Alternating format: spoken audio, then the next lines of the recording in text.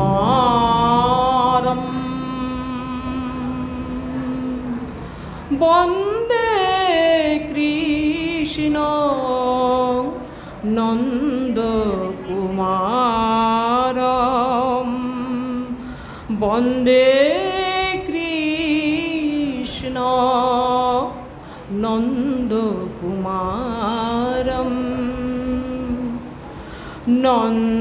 নন্দকুমারম নবনীত চৌরম নন্দকুমারম নবনীত চৌরম নন্দকুমারম নবনীত চৌরম বন্দে কৃষ্ণম নন্দকুমারম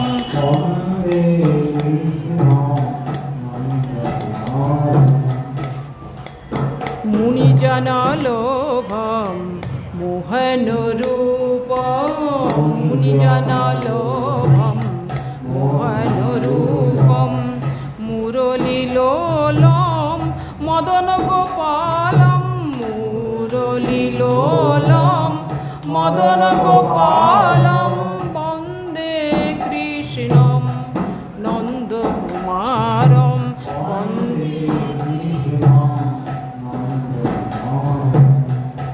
নন্দকুমারম নবনীত চৌরম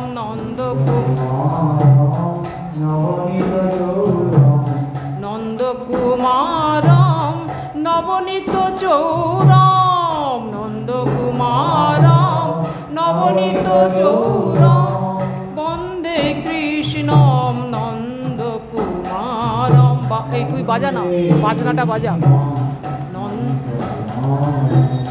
শ্রীধরনীশম জগদাধারম শ্রীধরনীশম জগদাধারম বেণুবিলোলম বেদান্তসারম বেণুবিলোলম বেদান্তসারম উপাত্তকবলম পরাগসবলম উপাত্তকবলম পরাগসবলম বন্দে কৃষ্ণম নন্দকুমারম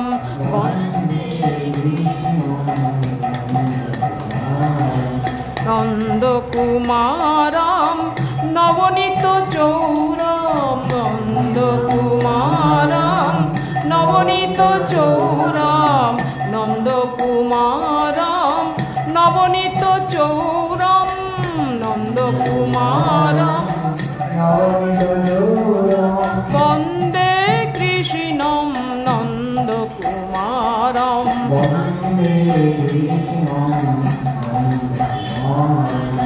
মুনিজনলোভম মোহনরূপম মুনিজন মুরলীলোলম মদনগোপালম মুরলীলোলম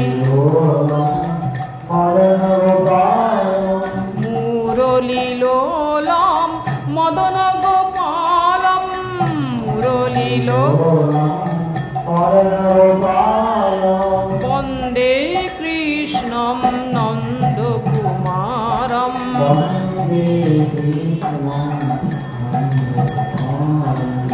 শ্রীধরনীশম জগদাধারম শ্রীধরনীশম বেণুবিলোলম বেদান্তসারম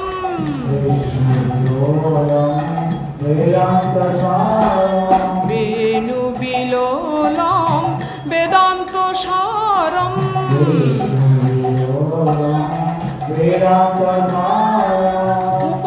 উপাত্তকবলম পরাগসবলম উপাত্তকবলম পরাগসবলম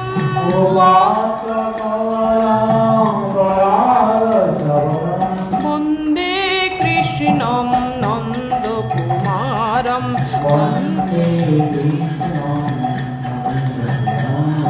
বন্দে কৃষ্ণম নন্দকুমারম রাধম বন্দে নন্দ কুমারম। হরে কৃষ্ণ কৃষ্ণ কৃষ্ণ হরে হরে, হরে রাম রাম রাম হরে হরে, হরে কৃষ্ণ কৃষ্ণ হরে হরে, হরে রাম রাম রাম হরে হরে, হরে কৃষ্ণ কৃষ্ণ কৃষ্ণ হরে হরে, হরে কৃষ্ণ হরে হরে, হরে রাম রাম রাম হরে হরে, হরে রাম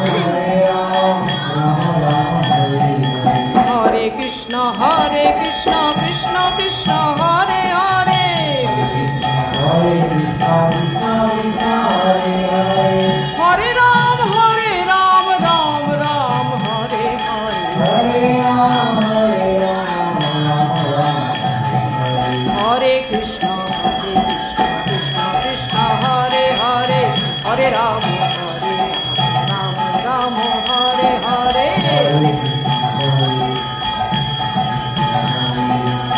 হরে রাম রাম হরে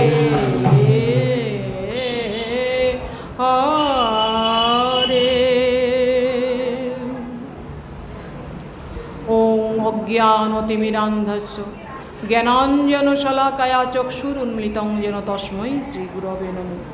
নমোয়ং বিষ্ণুপাদায় গৌরপৃষ্ঠায় ভূতলে শ্রীমতে ভক্তি কুমুদ শ্রী সন্ত গোস্বামীতি নামিনে।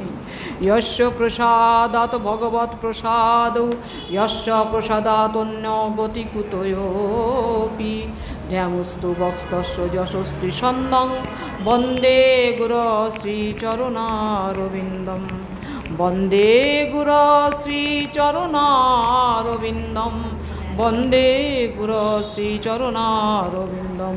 नमोऽयं विष्णुपदाय कृष्णपृष्ठाय भूतले श्रीमते भक्ति सिद्धान्त सरस्वती नामिने। वाञ्छाकल्पतरुभ्यश्च कृपा सिन्धुभ्य एव च पतितानां पावनेभ्यो वैष्णवेभ्यो नमो नमो। नमो महावदन्नाय कृष्णप्रेमप्रदायते कृष्णाय कृष्णचैतन्य नाम्ने गौरतिसे नमो।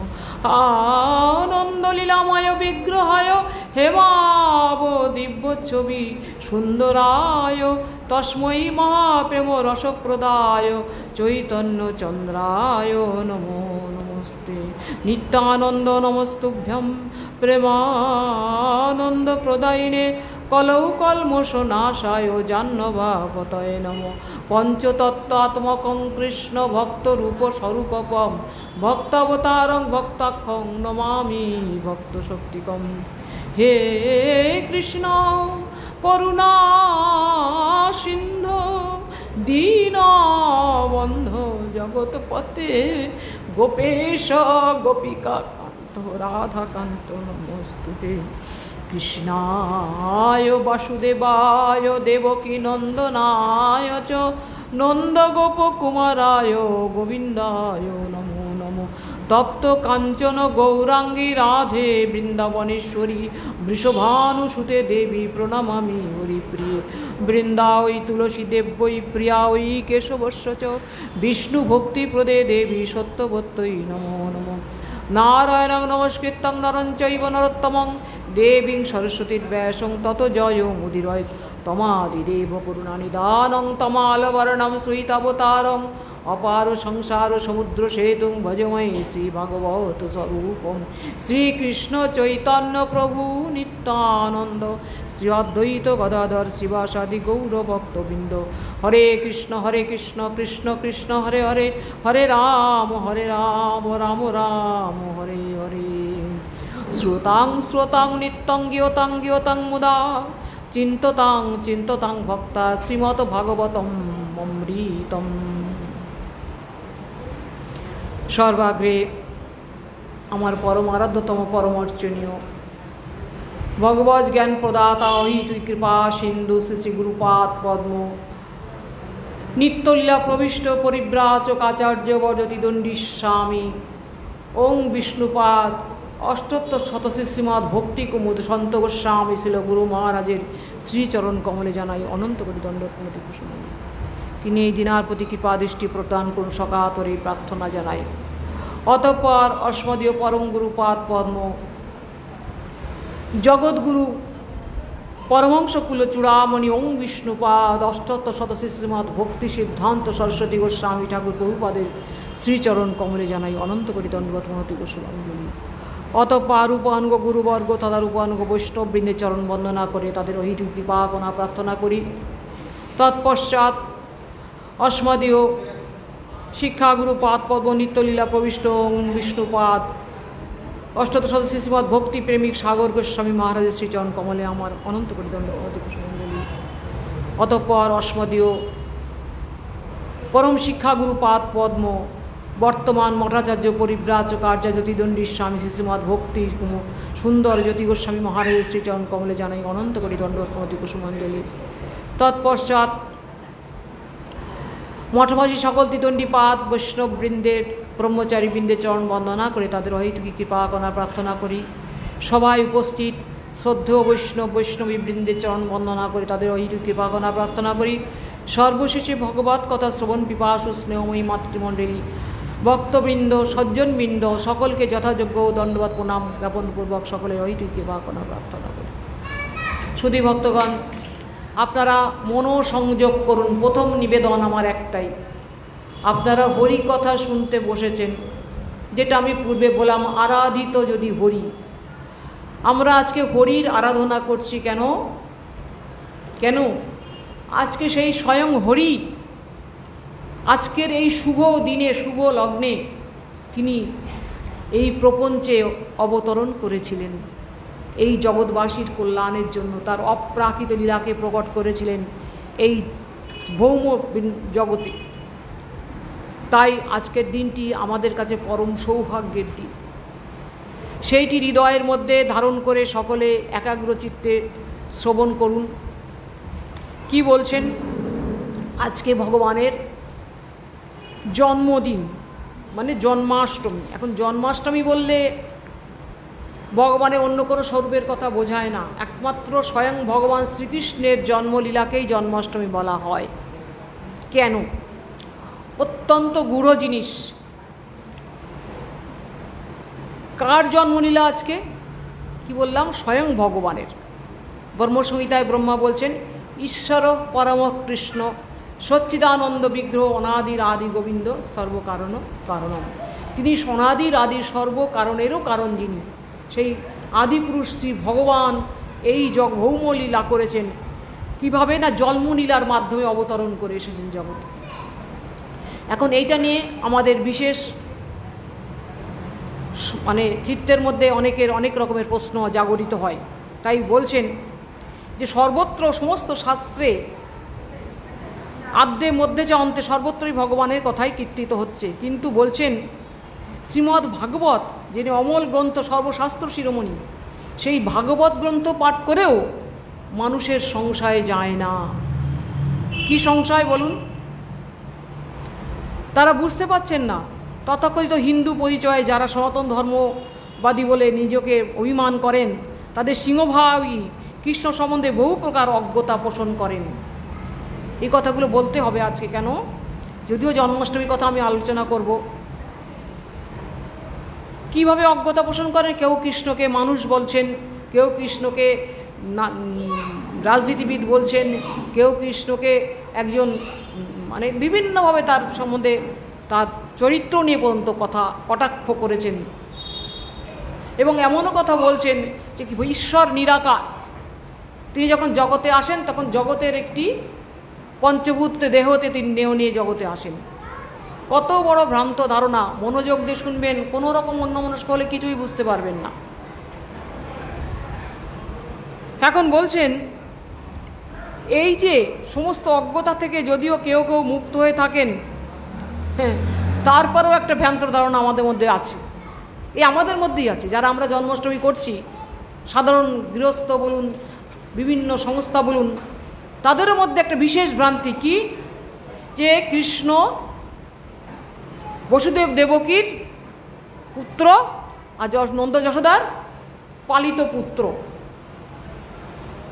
এখানে কথা আছে কি কেন বলছেন, এই যে ব্রজলীলা অত্যন্ত গূঢ় লীলা, যার জন্য সুখদেব গোস্বামী পাদ এই শ্রীকৃষ্ণের আবির্ভাব লীলাটি শ্রীমদ্ ভাগবতে অত্যন্ত গূঢ় রূপে ব্যক্ত করেছেন। হ্যাঁ, কিন্তু কোথাও কোথাও তিনি ইঙ্গিত দিয়েছেন, যেমন নন্দাত্মজ সমুৎপন্নে উৎপন্নে জাতাল্লাদ মহামনা, যখন নন্দাত্মজ মানে জন্ম নিল। আত্মজ মানে কি? আত্মজ মানে পুত্র, একমাত্র পুত্রকেই আত্মজ বলা, তাহলে নন্দ আত্মজ বলছেন তিনি। আবার বলছেন শ্রীকৃষ্ণের কনিষ্ঠা ভগিনী যোগমায়া, অর্থাৎ যশোদা মায়ের গর্ভে তিনি প্রথমে অষ্টমী তিথিতে এসেছিলেন কৃষ্ণ, আর নবমী তিথিতে এসেছিলেন যোগমায়া, সেটা আমরা পরে আলোচনা করছি। এই বাচ্চা, এখানে খেলার জায়গা নয়, খেলবে তো বাইরে নিয়ে যান, ওকে বাইরে নিয়ে চলে যান, না এটা করা যাবে না। বলছেন এখানে ভগবানের লীলাকে দুই ভাগে বিভক্ত করেছেন, একটি হচ্ছে অপ্রকট লীলা, একটি হচ্ছে বা নিত্য লীলা, আর একটি হচ্ছে প্রকট লীলা। আপনারা এইদিকে মুখ করে বসুন, হরিকথা শুনছেন, এদিকে মুখটা ওদিকে কেন? অবজ্ঞা করবেন না, যেখানে হরিকথা সেখানেই ভগবান। দুদিকে দুই নৌকায় পা দিয়ে হবে না, আপনি এদিকে মুখ করে বসুন, হরিকথা শ্রবণ করুন, তারপরে ভগবানের দর্শন করবেন, অনেক সময় পাবেন ভগবান দর্শনে। এতে কেউ আমার মনের সংযোগটা নষ্ট হয়ে করে দেবেন না, দয়া করে। বলছেন কি বলছেন, ভগবানের লীলা দুই ভাগে বিভক্ত। যেটা তিনি নিত্যলীলা করছেন সেটা হচ্ছে অপ্রকট লীলা। সেই অপ্রকট লীলাকে যখন এই জগতে প্রকট করেন জন্মলীলার মাধ্যমে, তাকে বলা হয় প্রকট লীলা। জন্মলীলার মাধ্যমে প্রকট করেন, তাহলে বৈকুণ্ঠে জন্মলীলা আছে না। যার জন্যে ভগবান কি বলছেন, ওরে বৈকুণ্ঠাদ্যে নাহি যে যে লীলার প্রচার, সেই লীলা করিব যাতে হয় মোর চমৎকার। বৈকুণ্ঠে যেসব লীলা আমি করিনি, এই ভৌম বৃন্দাবনে সেই সব লীলা আমি প্রকট করব। কেন করবেন? সবটাই আমাদেরকে করুণা করার জন্য করছেন। বোঝার চেষ্টা করুন, আমি এখানে কথা বলছি, কি কথা বলছি সেটা উপলব্ধি করার চেষ্টা করুন। আমার গুরুপাদ পদ্ম তথা বৈষ্ণবগণের কীর্তিত বাণী অনুকীর্তন করে আত্মসংশোধনের জন্য আমি বসেছি। আপনারা শ্রবণ করলে আমার এই বলা সার্থক হবে। সেই লীলা করিব, এমন লীলা করব যে লীলা বৈকুণ্ঠে হয়নি। তাহলে জন্মলীলা বৈকুণ্ঠে নেই, তাহলে জন্মলীলা করতে গিয়ে তিনি কি করলেন না, বৈকুণ্ঠে যে পঞ্চরসে তিনি আস্বাদন করেন, ব্রজরস,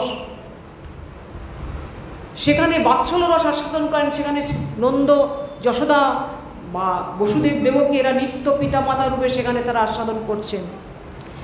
যখন এই জগতে লীলা করতে আসেন তখন তারাই পিতামাতা রূপে জগতে আবির্ভূত হন।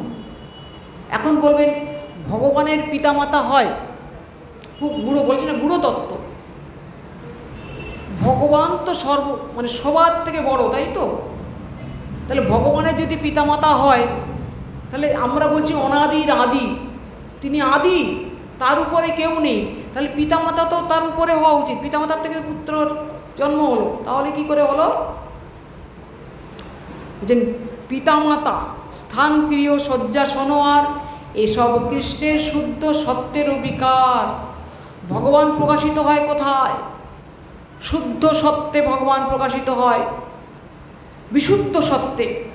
এই বিশুদ্ধ সত্যের প্রকাশ হচ্ছে নন্দ যশোদা আদিরা। বিশুদ্ধ সত্যেই পিতামাতা রূপে প্রকটিত হন জগতে, যেন মনে হয় তার পিতামাতা। ভগবানের তো পিতামাতা হয় না, কিটুটি হচ্ছে। এখন বলছেন কি, এই যে ভগবানের লীলা, ভগবানের লীলা কি তো তত্ত্বের উপর প্রতিষ্ঠিত। তত্ত্বগতভাবে না বুঝলে লীলা বোঝা যাবে না, ভ্রান্তি এসে যাবে। কি বলছেন একটু বোঝার চেষ্টা করবেন। কি বলছেন যে তত্ত্ব লীলা কি পরস্পর বিরোধী? তত্ত্ব তো তিনি তো ভগবান, তিনি তো অজ, আবার জন্ম নিচ্ছেন, কি ব্যাপার? পরস্পর বিরোধী হচ্ছে না? বোঝার চেষ্টা করবেন, খুব দার্শনিক বিচার। আমি তত্ত্ব বিষয়ে কয়েকটি কথা বলে লীলা আমরা কীর্তন করব, কীভাবে জন্মলীলা করেছেন সেটা বলবো। তাহলে তত্ত্বটা বুঝুন। কি বলছেন বিরুদ্ধ সামান্যং তস্মিন ন চিত্রম, অর্থাৎ ভগবত তত্ত্বে কোনো বিষয়ে পরস্পর বিরোধিতা বিচিত্র কিছু নয়, কারণ দুই বিরুদ্ধ গুণের সামঞ্জস্য একমাত্র ভগবানই সম্ভব। কিন্তু সাধারণ বুদ্ধিতে তা বুঝতে পারা যায় না। যেমন সাকারত্ব নিরাকারত্ব, কেউ বলছে ভগবান সাকার, কেউ বলছে ভগবান নিরাকার। কি করবেন, কীভাবে এটা সলভ করবেন, কীভাবে করবেন? এটা দুই বিরুদ্ধ ধর্ম, কিন্তু দুই বিরুদ্ধ ধর্ম একই সময় ভগবানেতে বিদ্যমান। কি সুন্দর, শুনুন কীরকম। ঈশ্বর পরম কৃষ্ণ সচ্চিদানন্দ বিগ্রহ, ব্রহ্মসংহিতায় যেমন বলছেন ভগবান নিত্য সচ্চিত আনন্দময় বিগ্রহ, তাই তিনি নিত্য সবিশেষ এবং সাকার। তাহলে তিনি সবিশেষ এবং সাকার, তার বিগ্রহ আছে, সচ্চিত আনন্দময় বিগ্রহ তার আছে, কি তাকে সাকার বলতে হবে? তাহলে নিরাকার কোথায়? কোথায় নিরাকার? তাহলে আমরা তাকে দেখতে পাচ্ছি না। কেন পাচ্ছি না? এখানে তত্ত্ব বিচার আছে। কি বিচার? কারণ তার কোনো পাঞ্চভৌতিক আকার নেই। এই পাঞ্চভৌতিক শরীর নিয়ে, এই পাঞ্চভৌতিক চক্ষু দিয়ে ভগবানকে দর্শন করা যায় না, তাই আমরা বলি ভগবান নিরাকার। বুঝতে পারছেন? তাই একই সাথে তিনি নির্বিশেষ, নিরাকার, আবার তিনি সাকার। এখানে পদ্মপুরাণে বলছে অদৃশ্যত্বাত্ম এতস্বরূপস্য চর্মচক্ষুষা অরূপমং বদন্তদে বেদা সর্বে মহেশ্বরা। ভগবান শিব ঠাকুরকে বলছেন, হে মহেশ্বর, আমার এই রূপ চর্মচক্ষু দ্বারা অদৃশ্য, এই জন্য সমস্ত বেদ আমার সম্বন্ধে অরূপ, রূপহীন, নিরাকার, আকারহীন প্রভৃতি বলে থাকেন। নিরাকার শব্দের রহস্য ভগবান নিজেই এখানে প্রকাশ করে দিলেন। তিনি নিত্য সাকার হয়েও বহির্মুখ জীবগণের কাছে তিনি নিরাকার। কি সুন্দর কথা, দেখুন, বোঝার চেষ্টা করবেন। তেমনি যে ভগবানের অজত্ব আর জন্মত্ব, ভগবত পার্শ্বদ প্রবাস ছিল রূপ গোস্বামী ঠাকুর তার রঘু ভাগবতামৃত গ্রন্থে তিনি লিখছেন, বিচারটা তো সুন্দরভাবে দেখাচ্ছেন। যেমন আগুন, আগুন যখন কাঠ, মণি, লোহা প্রভৃতির মধ্যে সুপ্তভাবে আছে, কাঠে আগুন আছে তো, কিন্তু আমরা দেখতে পাচ্ছি কি না? কাঠে আমরা আগুন দেখতে পাচ্ছি না। কিন্তু কি বলছেন, কখন প্রকাশ হয়? যখন ঘর্ষণ হয়, তখন আগুন জ্বলে ওঠে। তাহলে আগুন ছিল, কিন্তু আমি দেখতে পাইনি। এই রকম বলছেন। সেই প্রকার ভগবানের জন্মলীলা, জন্ম শব্দে বদ্ধজীবের মতো ভগবানের মাতা পিতা তত স্রষ্টার ধারণা হয়। আমরা জন্ম সম্বন্ধে কী বলি, বুঝি? পিতামাতার মিলনে, মাতার ঔরসে যখন জন্ম হয় তাকে আমরা জন্ম বলি, কিন্তু ওই প্রকার জন্ম ভগবানের হয় না।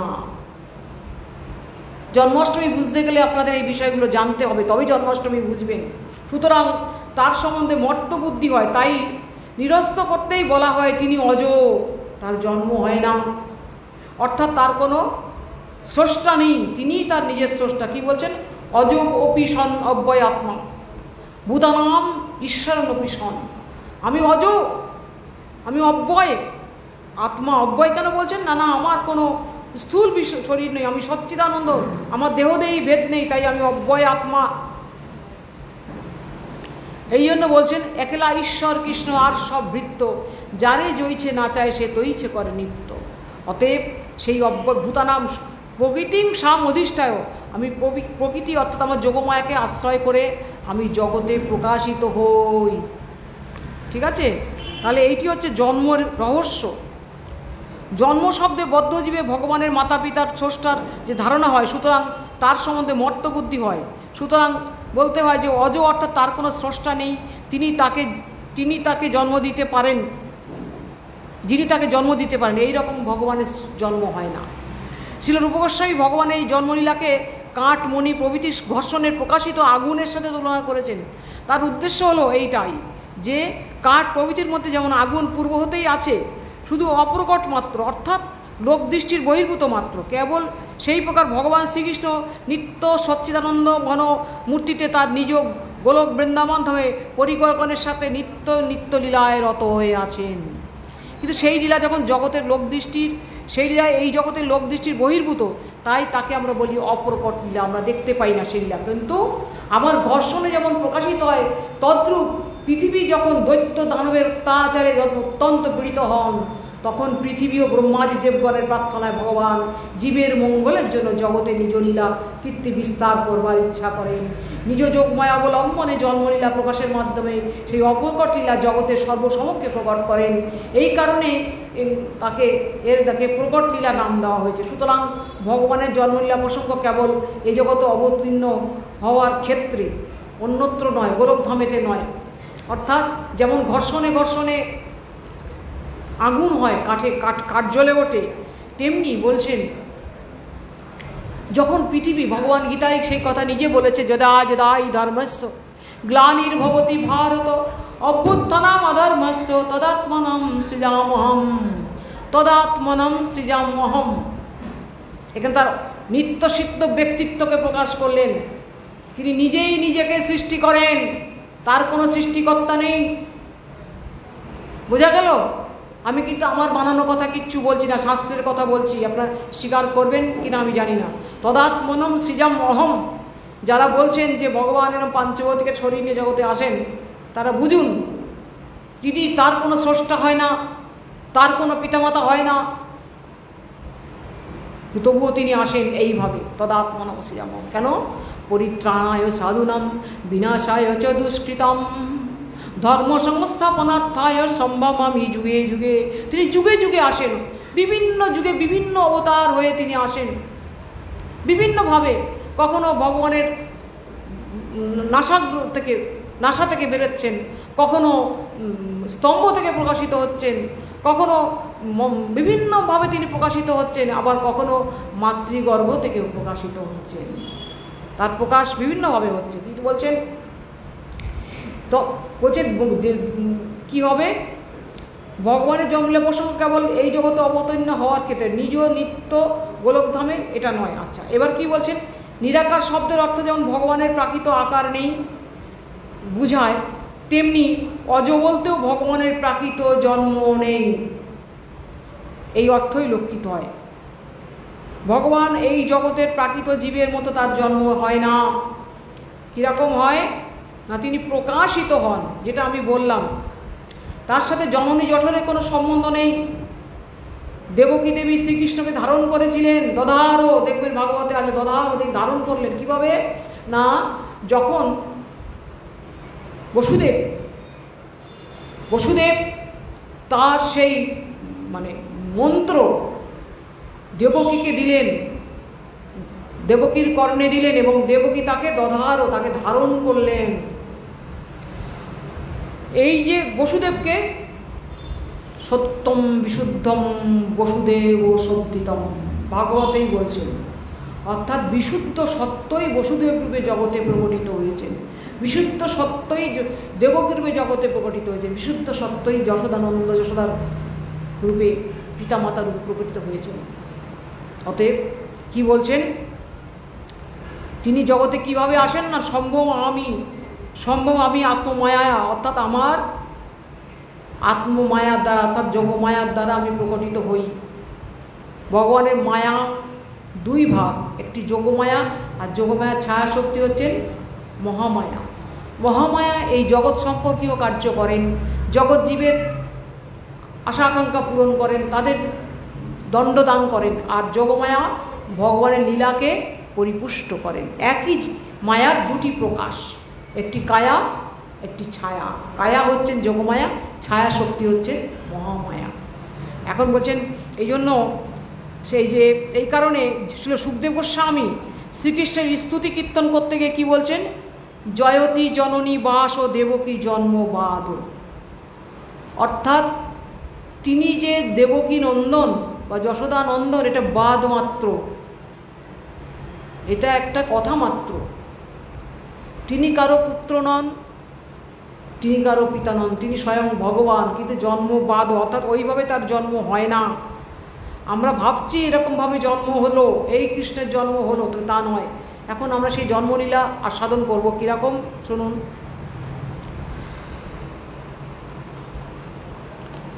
এখন কি বলছেন? ভগবান যখন বললাম তদাত্মনম সৃজাম, তিনি যুগে যুগে আসেন। গীতাতে তিনি বললেন যুগধর্ম প্রবর্তন, তিনি যুগে যুগে এসে এইভাবে তিনি অবতীর্ণ হয়ে ধরাকে রক্ষা করেন। কিন্তু এই যে স্বয়ং কৃষ্ণ, এই জন্মাষ্টমী লীলার এত মাহাত্ম্য কিসের? ব্রহ্মার একদিনে তিহ একবার অবতীর্ণ হইয়া করেন প্রকট বিহার। ব্রহ্মার একদিনে তিনি স্বয়ং আসেন, আর অন্যান্য সময় তিনি অংশরূপে, কখনো অংশের অংশরূপে আসেন, পূর্ণস্বরূপে কখনো আসেন না। এই জন্য ভগবানের যুগ অবতার, পুরুষ অবতার, লীলা অবতার, মন্বন্তর অবতার, এরকম অনেক অবতারের কথা আছে। অবতার যশঙ্কার অনন্ত অবতার, কিন্তু পূর্ণস্বরূপে সবসময় আসেন না। কখন আসেন? ওই ব্রহ্মার একদিনের তিহ একবার অবতীর্ণ হইয়া করেন প্রকট বিহার।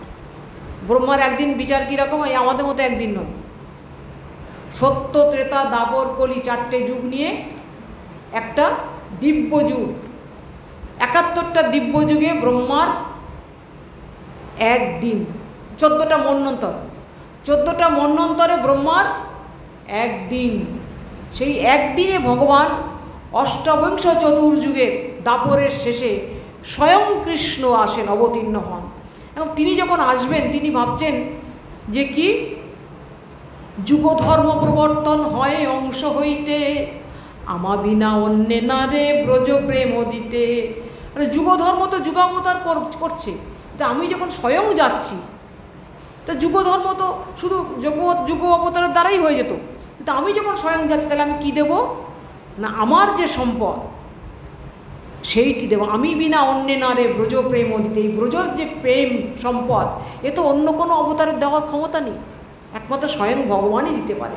তাই ভগবান তিনি এসে এই ব্রজলীলা জগতে প্রকট করলেন। অপ্রাকৃত নিত্যলীলাকে তিনি জগতে প্রকট করে তিনি সেই লীলা জগতে করে গেছেন। তাই না আমরা তার সন্ধান পেয়েছি। যা শ্রুত্বা তৎপরও ভবেৎ। তিনি নিজে বলছেন, অনুগ্রহায় ভূতানাং মানুষিম তনুমাশ্রিতম ভজতে ক্রিয়তে তাদৃশী ক্রিয়া যা শ্রুত্বা তৎপরও ভবেৎ। আমি যেই জগৎজীবকে অনুগ্রহ করার জন্য, তারা এই জগতে যেখানে সুখের সন্ধান মাত্র নেই, কেন আমরা বদ্ধজীব, কিন্তু আমরা বদ্ধজীব হলেও আমরা ভগবানের থেকে এসেছি। মাময়ী বংশ জীবলোকে জীবভূতা সনাতন। কেন? ভগবানের অংশের অংশ আমরা, তাই আমাদের মধ্যেও সেই সুখের অনুভূতি ক্ষুদ্র পরিমাণে আমাদের মধ্যেও আছে। কিন্তু সেই সুখের অনুভূতি যেহেতু আছে, যেমন দেখুন জল পিপাসা পেলে কি হয়? জল পিপাসা কখন পায়? কখন পায়? যখন আমার শরীরে জলের অভাব হয়। অর্থাৎ আমার শরীরে জল ছিল কিন্তু এখন অভাব হয়েছে। তাই বলছেন যে কি আমাদের সুখের অনুভূতি ছিল, কিন্তু সেই সুখের অনুভূতি থেকে আমি বঞ্চিত হয়ে এই জগৎ প্রপঞ্চে এসে পড়ে গেছি। কৃষ্ণ বহির্মুখ হইয়া ভগবাঞ্ছা করে নিকটস্থ মায়া তারে যাবটিয়া ধরে। সেই নিকটস্থ মায়া আমাকে আকৃষ্ট করে ফেলেছে জগতের মধ্যে, কিন্তু সেই সুখের অনুভূতি আমার চিত্তের মধ্যে সুপ্তভাবে আছে। তাই আমরা সকলেই সুখের অন্বেষণ করছি। সবাই সুখ অন্বেষণ করছি। যদি কাউকে প্রশ্ন করা যায় আপনি সুখ চান না দুঃখ চান, সে কি বলবে? কি বলবে? সুখ চাই। কেন? আমরা সুখের থেকে এসেছি, সেই সুখময় ভগবানের থেকে। কিন্তু শ্রুতি কি বলবেন? নাল্পে সুখমস্তি, অল্পতে সুখ নেই। অভাবগ্রস্ত বস্তু তোমাকে সুখ দিতে পারে না। যে বস্তু অভাবগ্রস্ত, দেখুন আমি কিছু মনে করি না, জগতের একটা উদাহরণ দিই। যখন বিবাহ হয়, যখন কি বলে ফুলসজ্জার রাত্রে স্ত্রীকে যত ভালো লাগে, বৃদ্ধ বয়সে আর সেই ভালোটা আর লাগে না। কেন? ওটা অভাবগ্রস্ত হয়ে গেছে। সেই রূপ, সেই রস, সেই শব্দ, সেই স্পর্শ, সেই গন্ধ এখন আর নেই। প্রত্যেকটা বস্তু জগতের জবাব দিয়ে দেয়। তাই এই বস্তুগুলো আমাকে সুখ দিতে পারবে না। কে দেবে? না নিত্য সুখময়। আমি যে সেই সুখময় বস্তুর থেকে আমি এসেছি, আমার মধ্যে সেই সুখের ক্ষুধা রয়ে গেছে। সেই সুখ আস্বাদনের জন্য দান করার জন্য, আসন দান করার জন্য ভগবান কৃপা করে তিনি এই জগতে ভৌমলীলা প্রকট করেন এই জন্মলীলার মাধ্যমে। তাই আজকের এই জন্মাষ্টমী আজকে বহু মাধুর্যময় এবং অত্যন্ত গুরুত্বময় একটি বিশেষ দিন এই কলিগত জীবের পক্ষে। কারণ এই পূর্বের দাপরেই তিনি স্বয়ং এসেছিলেন, স্বয়ং ভগবান এসেছিলেন। আর যে কলিতে আমাদের জন্ম, এই কলিতেই ভগবান স্বয়ং গৌর রূপ ধারণ করে এসেছেন। অতএব আমাদের সৌভাগ্যের সীমা নেই। এখন কি বলছেন,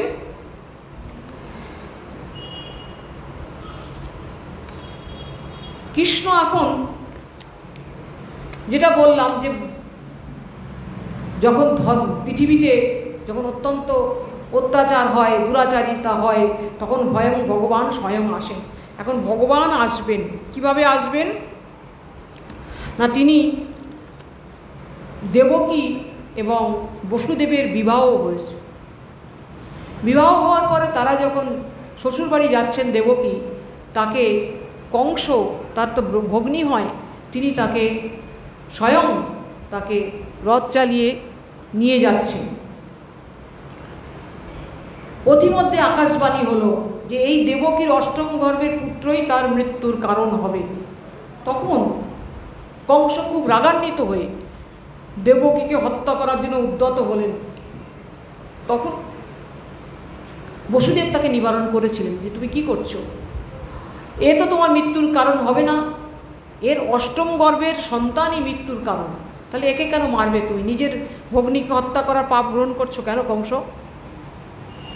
আমি তোমাকে কথা দিচ্ছি, বসুদেব বলেছিলেন যে এর গর্ভের যত সন্তান হবে সমস্ত সন্তানকে আমি তোমার হাতে তুলে দেবো, তুমি তাদের সব হত্যা করে ফেলো, তাহলেই তো হবে।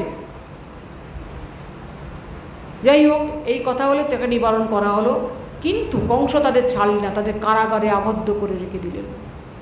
অন্ধকার কারাগার, সেখানে দেবকী বসুদেব আছেন শৃঙ্খলাবদ্ধ অবস্থাতে। পরপর পুত্র সব জন্ম নিলেন। প্রথম পুত্রটি যখন জন্ম নিলেন তাকে কংসের হাতে ধরে দিলেন। কংস বললেন, কংস নিতে চাইলেন না, তিনি বললেন কি হবে, এ পুত্র তো আমার মৃত্যুর কারণ হবে না, আমার তো অষ্টম গর্ভের পুত্রকে চাই। তখন নারদ এসে উপস্থিত, বললেন কংস তুমি ভুল করছো, দেখো একটা যদি অষ্টদল পদ্ম তোমাকে দিই, কোনটা 8 নম্বর পাপড়ি তুমি বুঝতে পারবে? তেমনি এই যে দেবকীর পুত্রগণ কোনটি অষ্টম গর্ভ তুমি কি করে জানবে? অতএব সব কটিকে হত্যা করো। এর পিছনে অনেক লীলা আছে। এরা কে ছিলেন পূর্বজন্মে, এই 6টি পুত্র, সেগুলো পরে আমরা কখনো আলোচনা করব। যাই হোক, পরপর 6টি পুত্র জন্ম নিল, তাদের মেরে ফেলল। এইবারে আসবেন কে? সপ্তম গর্ভে কে এলেন? বলরাম। বলরামের একটি নাম কি? শঙ্কর্ষণ। কেন শঙ্কর্ষণ? না, সংকর্ষণ, অর্থাৎ তাকে কর্ষণ করা হয়েছিল।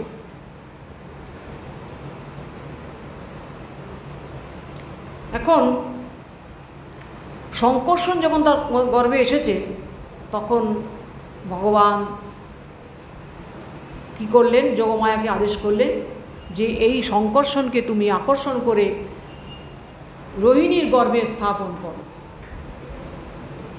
তাহলে যদি তাহলে সংকর্ষণ বা বলদেবের পিত মাতাকে রোহিণী, নিত্য মাতা তিনি, তাহলে তিনি দেবকীর গর্ভে এলেন কেন? এখানে কথা আছে। অর্থাৎ ওই গর্ভকে, দেবকীর গর্ভকে সংস্কার করার জন্য তিনি এসেছিলেন। দেবকীর গর্ভকে সংস্কার করে তিনি, কেন? তিনি হচ্ছে সেবক বিগ্রহ। তো কীরকম সেবক বিগ্রহ? না, ভগবানের আসন, ভূষণ, সিংহাসন, ছত্র, চামর, আমি বলেছি পাদুকা আদি, আমার বলদেব আবির্ভাবে বলেছিলাম, বিভিন্নভাবে তিনি ভগবানের সেবা করেন। তাই ভগবান দেবকীর গর্ভে ভগবানের আসন নির্মাণ করার জন্য তিনি এসেছেন। তিনি এসে কি করলেন না, সেখান থেকে তিনি তাকে যোগমায়া দেবী তাকে আকর্ষণ করে রোহিণীর গর্ভে স্থাপন করে দিলেন। এবারে আসছেন ভগবান।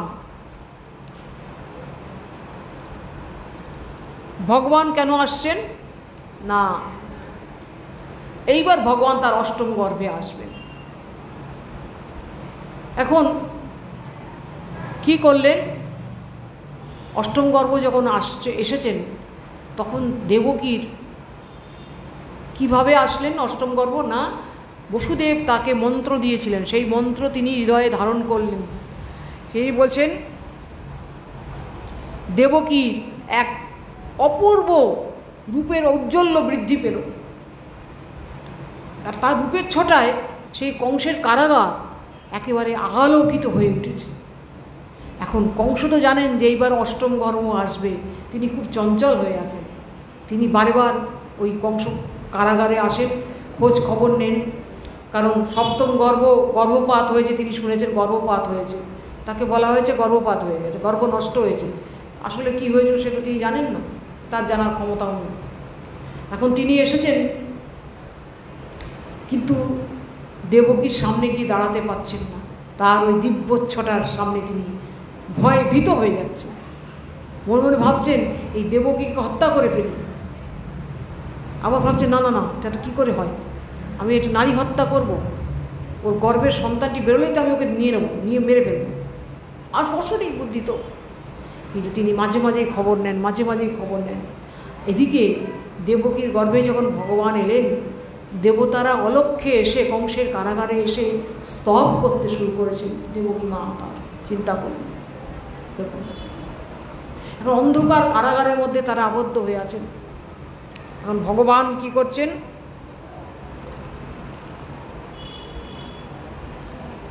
কংসের কারাগারে ভগবান এবার আবির্ভূত হবেন।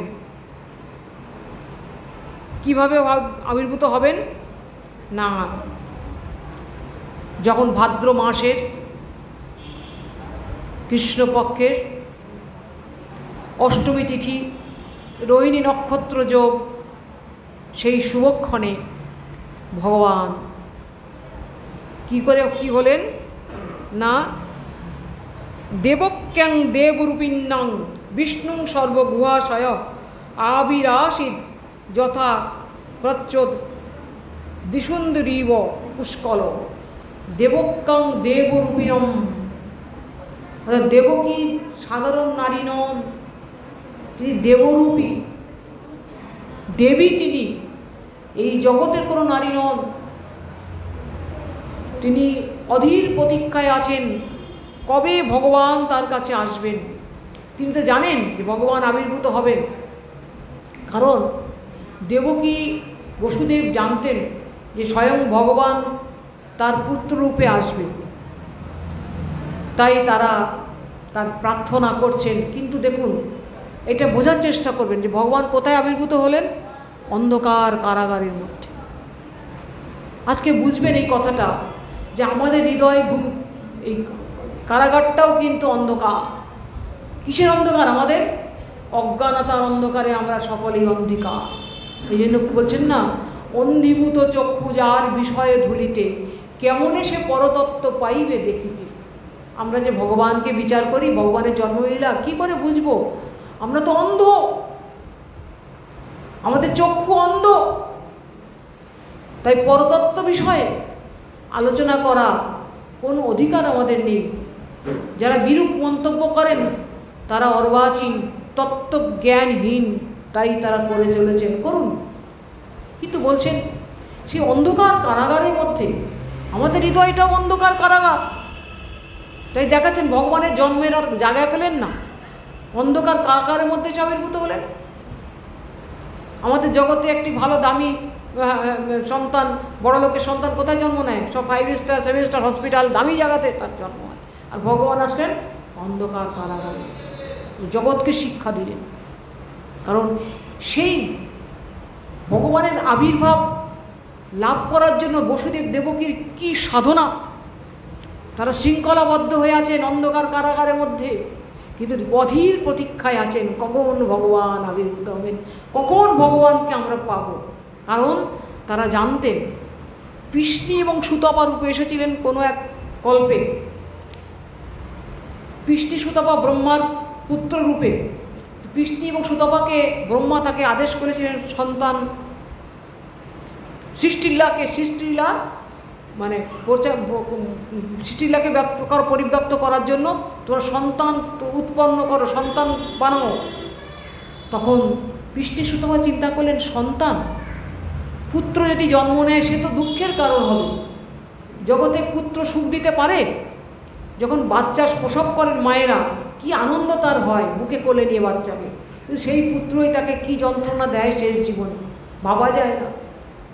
সে দুঃখের কারণ হবে। তা এমন পুত্র আমাদের চাই না। যদি ভগবানের মতো একটি পুত্র পেতাম, তাই তারা কঠোর তপস্যা করেছিলেন বহু যুগ ধরে, বহু কঠিন, সেগুলো বিস্তৃতভাবে এখানে বলার সুযোগ হবে না। কঠোর তপস্যা, সেই তপস্যায় ভগবান সন্তুষ্ট হয়ে আবির্ভূত হয়েছিলেন। যখন সম্মুখে এসে ভগবান দণ্ডায়মান হয়েছে, তখন দেবকী এবং বসুদেব তার দর্শন করে থতমত হয়ে গেছেন, স্তম্ভিত হয়ে গেছেন। এ কি, ভগবান আমাদের সম্মুখে আবির্ভূত হয়েছে। তখন ভগবান বলছেন, কি চাও বৎস, বলো কি তোমাদের অভিরুচি, কেন এত কঠোর তপস্যা করেছ, কি তোমাদের চাই, কি বর চাই বলো। বলতে সাহস পাচ্ছেন না। ওই দিব্য রূপ ধারণ রূপ দর্শন করে কি করে বলবে যে তোমাকে চাই পুত্ররূপে। অনেকক্ষণ নীরব হয়ে আছেন। তখন ভগবান চলে যাচ্ছে, তাহলে আমি চলে যাই, বলে না না না প্রভু, আপনি যাবেন না, আমার আশা পূরণ, আমাদের আশা পূরণ করুন। কী চাই তোমাদের, বলে আমরা আপনার মতো একটি পুত্র চাই। ভগবান বলেন তথাস্তু। বলেই ভগবান চিন্তা করছেন, আহে আমি তো বলে দিলাম, কিন্তু আমার মতো তো কেউ হতে পারে না। নতৎ সমশ্চব্য অধিগতিষ্যতে, আমার তার সমান বা তার থেকে বড় তো কেউ হতে পারে না। হতে পারে ভগবান, ভগবান, তাহলে আমাকেই পুত্ররূপে যেতে হয়, আর কি করব। তাই ভগবান স্বয়ং এলেন বসুদেব পুত্র বাসুদেব রূপে, অর্থাৎ স্বয়ং ভগবানের অংশরূপে, পূর্ণরূপে আসেননি। এখানে আবির্ভাব হয়েছে, আবিরাশিত। এখানে কি বলছেন, আবিরাশিত যথাপ্রাচ্য দিন্দুরিব পুষ্কল, এখানে আবির্ভূত হয়েছেন। যারা বলেন যে দেবকীর গর্ভ থেকে জন্ম হয়েছে, ভাগবতে কোথাও নেই, কোনো শাস্ত্রে নেই। সেখানে আছে আবিরাশিত, আবির্ভূত হলেন ভগবান। সেখানে যখন আবির্ভূত হয়েছেন, তখন তিনি শঙ্খচক্র গদাপদ্মধারী। গর্ভ থেকে এরকম বেরোয়, শঙ্খচক্র গদাপদ্মধারী হয়ে গর্ভ থেকে বেরোয় না। বলছেন যখন আবির্ভূত হলেন, এখন বসুদেব দেবকী তারা স্তব করছেন। আর তখন ভগবান চিন্তা করলেন, আমি যদি এই রূপে থাকি তাহলে লীলা হবে না। তাই তিনি কি করলেন, প্রাকৃত শিশু বহুব, শ্রীমদ্ ভাগবতে দেখবেন, প্রাকৃত শিশুবৎ হইয়া গেলেন। জন্মলীলার কোনো কথা নেই। সেই নারায়ণ মূর্তি প্রাকৃত শিশুবৎ হইয়া গেলেন। যেই প্রাকৃত শিশুবৎ হইয়া গেলেন, বাচ্চাদের স্বভাবটা কি, কান্নাকাটি করা, এয়া করে কাঁদতে লাগছেন। এখানে দেবকীর সাধনা, বসুদেবের সাধনা কিভাবে পরিস্ফুটিত হলো, যেটা আমি বলছিলাম, যে তিনি অন্ধকার কারাগারে ওই কঠিন সাধনা করছেন। তারা গভীর প্রতীক্ষায় আছেন, তারা জানেন কৃষ্ণ আসবেন, ভগবান আসবেন, তাদের কথা দিয়েছেন তিনি। এই দেবকী প্রার্থনা করছেন কি, হে নারায়ণ পরাণ আমার, চাই যে শুধুই তোমার দর্শন। হে নারায়ণ পরাণ আমার, চাই যে শুধুই তোমার দর্শন। হে সাধনার ধন, হে নারায়ণ। ভগবান আবির্ভূত হয়ে গেলেন সেই চতুর্ভুজ রূপে। বসুদেব দেবকী অবাক হয়ে গেছেন, ভগবান এসেছেন, স্তব করছেন। ভগবান দেখলেন লীলা তো হবে না, তিনি প্রাকৃত শিশুবৎ হয়ে গেলেন। যখন ক্রন্দন করছেন, কান্না করছেন, তখন বসুদেব দেবকী স্তব ঠিক হয়ে সম্বিত ফিরে ফেলেন। এই তো কাঁদছে শিশু, কি হবে এখন, তো কংস জানতে পারলে এখনই তো একে হত্যা করে ফেলবে। তখন সেই প্রাকৃত সেই শিশু কথা বলছে, শিশু কথা বলে, বলছে আমাকে নিয়ে যদি তোমাদের ভয় হয় তাহলে আমাকে তোমরা নিয়ে যাও। হে বসুদেব, তুমি আমাকে নিয়ে ওই ব্রজধামে নন্দালয়েতে যশোদা মাতা একটি কন্যা সন্তান প্রসব করেছে, সেই কন্যা সন্তানটিকে তুমি নিয়ে চলে এসো, আর এই পুত্রটিকে সেখানে শুইয়ে দিয়ে চলে এসো। কি করে যাব প্রভু? আমি তো শৃঙ্খলাবদ্ধ, দাঁড়িরা পাহারা দিচ্ছে, অজস্র দরজা, বদ্ধ দরজা। বলে আমাকে কোলে তুলে নাও, তোমার সমস্ত বন্ধন মুক্ত হয়ে যাবে। দেখুন, ভগবানকে যদি কোলে তুলে নিতে পারি, জগতের কোনো বন্ধন আর তাকে বেঁধে রাখতে পারে না। যেই মাত্র তিনি ভগবানকে কোলে তুলে তিনি মস্তকে ধারণ করে চলছেন, সমস্ত দ্বার উন্মোচিত হয়ে গেল। আর ওই ইয়েগণ মানে প্রহরীগণ কি বললো, তারা সব ঘুমিয়ে পড়ল। মানে তাদের ঘুমিয়ে দিল। কে ঘুমাল? তারা ঘুমিয়ে পড়লেন কেন না? যোগমায়া, এখানে যোগমায়া কাজ করেনি, এখানে কে কাজ করলেন? মহামায়া। কেন?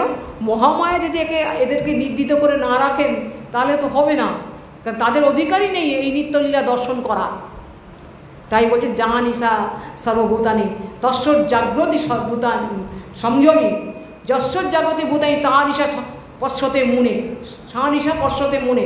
অর্থাৎ যারা ভোগী তারা যেখানে জেগে আছেন, যারা ত্যাগী, যারা মুনিগণ তারা সেখানে নিদ্রিত, আর যারা ত্যাগী তারা যেখানে জাগ্রত হয়ে আছেন ভগবত ভজনে তারা সর্বদাই জাগ্রত থাকেন, আর যারা ভগবত বিমুখ জীব তারা সেখানে নিদ্রিত থাকেন।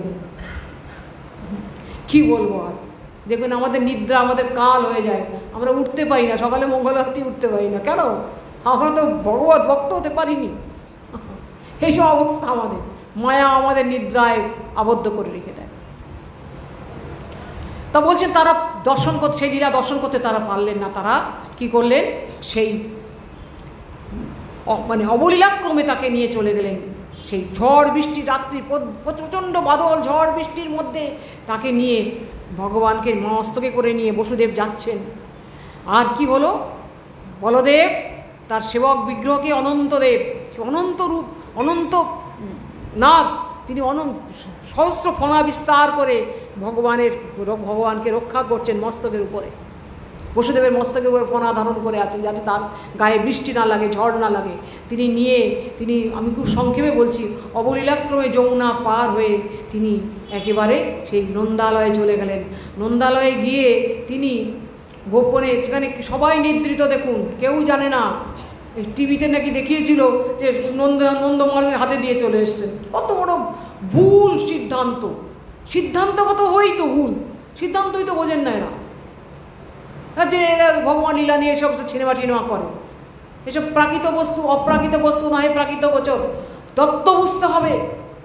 এবং এটা তত্ত্ব, যারা তত্ত্বজ্ঞ মহাপুরুষ তাদের কাছে শ্রবণ করতে হবে। তিনি করলেন কি? যশোদা মা প্রসব শ্রমে নিদ্রিত হয়ে আছেন, তার একটি কন্যা হয়েছে। কিন্তু শুধু কন্যা হয়নি, এখানে বলছি আমি, তিনি কন্যাটিকে নিয়ে, কারণ কন্যাটি হচ্ছেন যোগমায়া।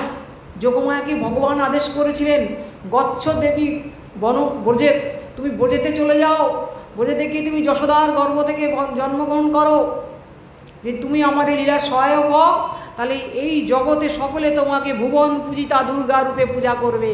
অন্নদা, কি বলে, অন্নপূর্ণা, তারপরে বিভিন্ন দুর্গাদেবীর বিভিন্ন যে নাম আছে, সে বিভিন্ন নামে এবং মহা ধুমধামে তোমার পূজা হবে। আর দুর্গা পূজা হয় কেন এত ধুমধামে? ভগবানের আশীর্বাদ। যোগমায়া দেবীকে আশীর্বাদ করছেন যে তোমার মহা ধুমধামে জগৎবাসী তোমার পূজা করবে, যাও তুমি আমার লীলার সহায়ক হও। গেলেন যোগমায়াকে কোলে করে নিয়ে। তিনি দেখেননি যে তিনি যোগমায়া কৃষ্ণকে শুইয়ে দিয়ে যোগমায়াকে নিয়ে তিনি চলে এসে তিনি হাতে দিলেন, দেবকীর কোলে দিলেন। দেবকীর কোলে যেই জানতে পারলো, কংস তো সারাক্ষণ পাহারা বসে রেখেছে, জানতে পেরেছেন যে দেবকীর একটি সন্তান হয়েছে। কাছে গিয়ে দেখলেন একটি কন্যা সন্তান। তখন দেবকী বলল, বাবু দাদা, এ তো কন্যা সন্তান, এ তোমার কি করে বধের কারণ হবে? বলে আমার কোনো কথা শোনার দরকার নেই। অষ্টম গর্ভ যখন তুমি হাত থেকে ছিনিয়ে নিয়ে তাকে শিলাপৃষ্ঠে যখন আঘাত করতে গেছেন, তখন তিনি আকাশ মার্গে উঠে গেলেন। উঠে গিয়ে তিনি অষ্টভুজ রূপ ধারণ করলেন। দেবী যোগমায়া ধারণ করে তিনি বলছেন যে, মূর্খ, তুমি ভাবছো তুমি আমাকে মারলে তুমি মুক্ত হবে? তোমাকে বধিবে যে গোকুলে বাড়ি শেষে। বলে তিনি অদৃশ্য হয়ে গেলেন। এখন কংসের মধ্যে ভয়ের সৃষ্টি হলো, সর্বনাশ, তাহলে কি হবে? এখন এদিকে কি হলো, এদিকে একটু শুনে নিন। এদিকে যশোদা মাতা কি হলেন, তিনিও প্রসব শ্রমিক, তিনি ক্লান্ত প্রসব শ্রমে, তারপর তার দুটো সন্তান হয়েছে। কীরকম? এখানে শ্রীমদ্ ভাগবতে এই কথা বিস্তৃতভাবে বলেননি, কিন্তু মহাপ্রভুর পার্শ্বদগণ স্বয়ং গৌরহরি কৃষ্ণের, যিনি তিনি গৌরূপে জগতে এসে তার পার্শ্বদের দ্বারা এইগুলো তিনি, এই সমস্ত রহস্য তিনি উদ্ঘাটন করেছেন। কিভাবে? কৃষ্ণজামল গ্রন্থে আমরা দেখতে পাই, নন্দপত্নাং যশোদায়াং মিথুনং সমপদ্যত যাই স্ত্রী সা যোগমায়া তুজ অপমান সরি স্বয়ং। নন্দপত্নী যশোদা দুইটি সন্তান প্রসব করেছিলেন, যাই স্ত্রী সা যোগমায়া, যেটি স্ত্রী সেটি যোগমায়া, আর যেটি পুত্র সেটি হচ্ছেন হরি স্বয়ং। তাহলে অষ্টমীতে হরি এলেন, নবমীতে এলেন যোগমায়া। অতএব আবার কি বলছেন, গর্ভকাল, হরিবংশে বলছেন, গর্ভকালে তসম্পূর্ণে অষ্টমে মাসিতে স্ত্রীও দেবকী চ যশোদা চ সুষুবতে সমং তদা। অর্থাৎ দেবকী ও যশোদা একই সময় অসম্পূর্ণ গর্ভকাল অষ্টম মাসে পুত্র প্রসব করেন।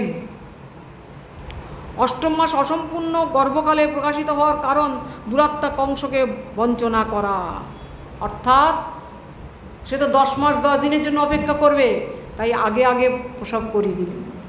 তা কৃষ্ণ যখন প্রসব বলেন তখন কি হলো, যখন ওই যোগমায়াকে শুইয়ে দিয়ে কৃষ্ণকে নিয়ে,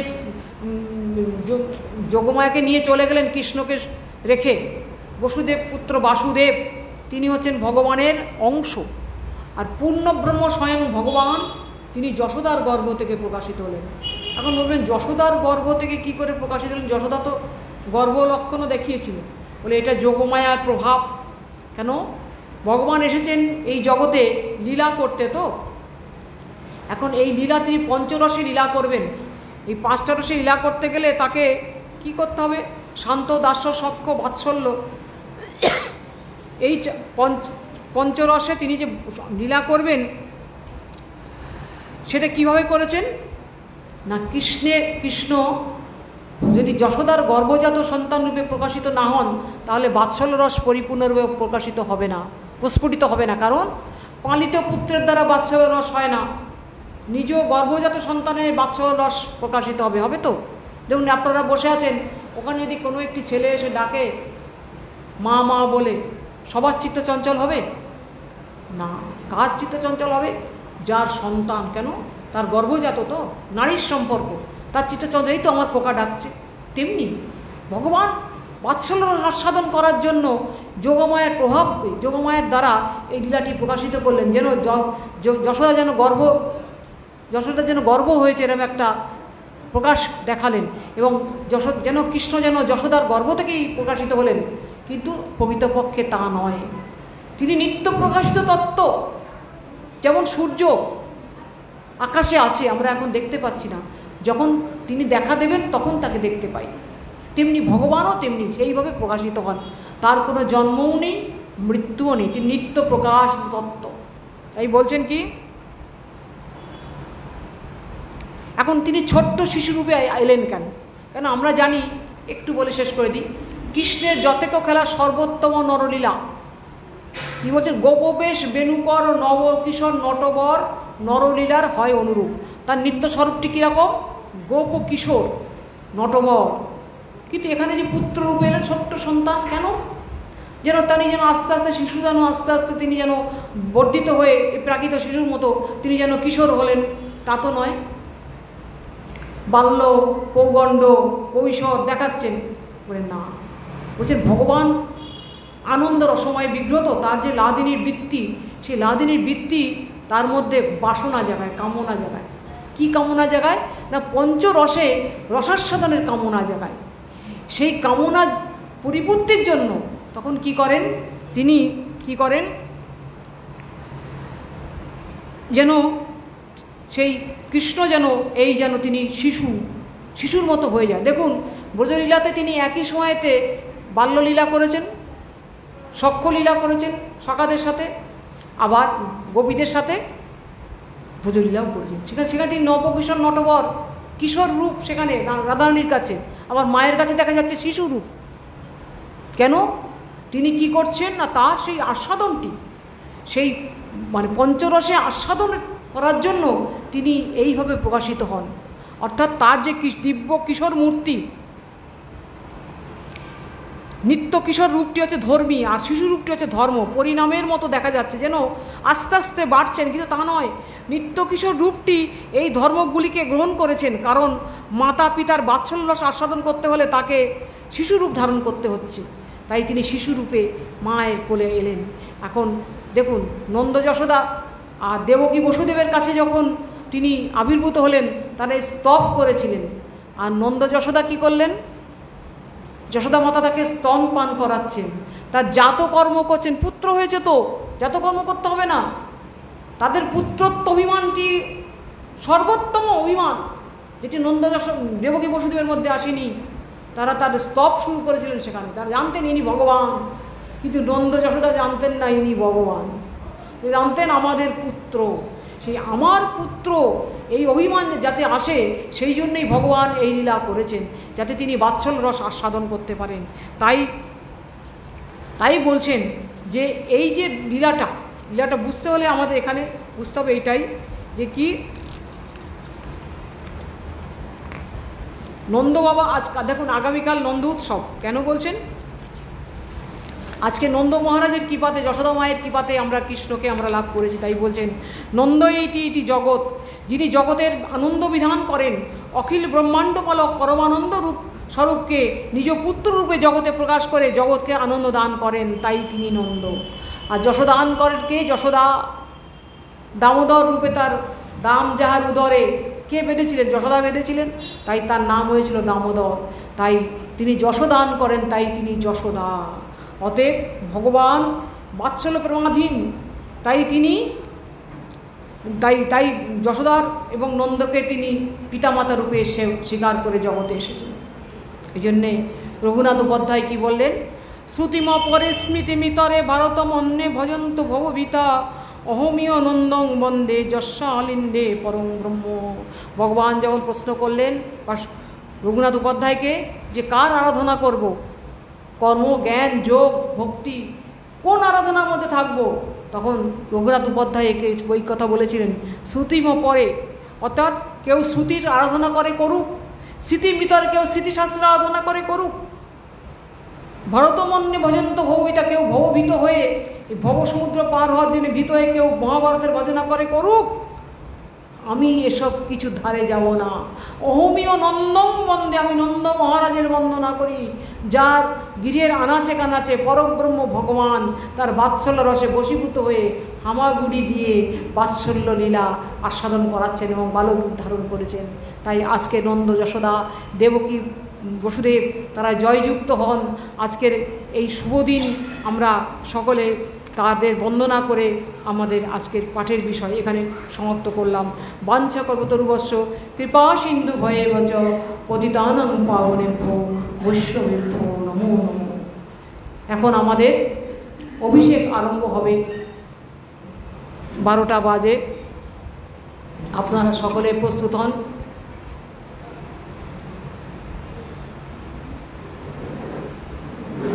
সকলে এখন কীর্তন শুরু করুন। যারা কীর্তন করবেন তারা চলে আসুন।